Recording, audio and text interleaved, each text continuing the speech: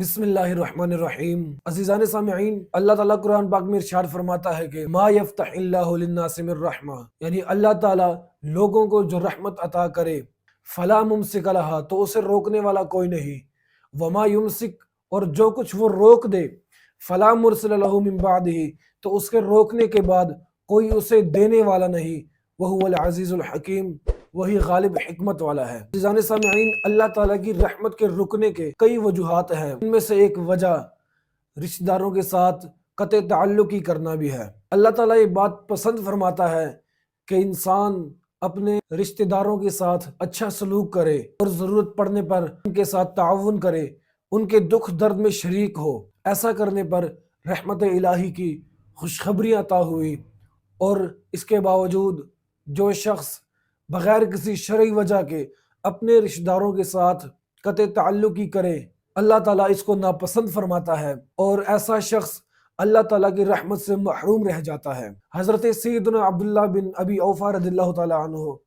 آپ فرماتے ہیں کہ عرفہ کی رات ہم حضور اکرم صلی اللہ علیہ وآلہ وسلم کی بارگاہ اقدس میں بیٹھے تھے،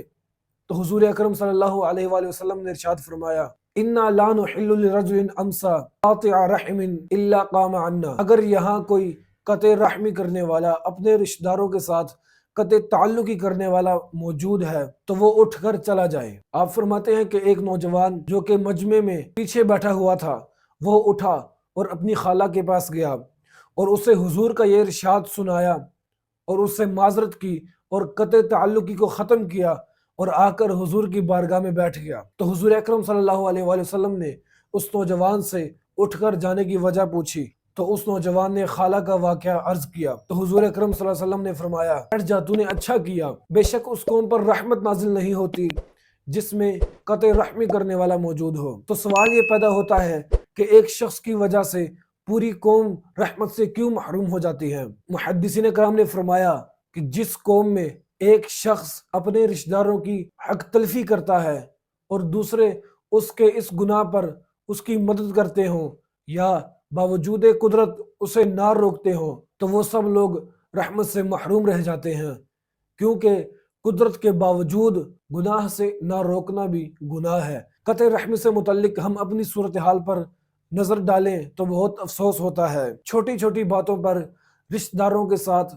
قطع تعلقی کرنا ہمارا معمول بن گیا ہے۔ اگر ہم اپنی سوچ میں بہتری لائیں اور چھوٹی چھوٹی باتوں کو درگزر کرنے کی عادت ڈالیں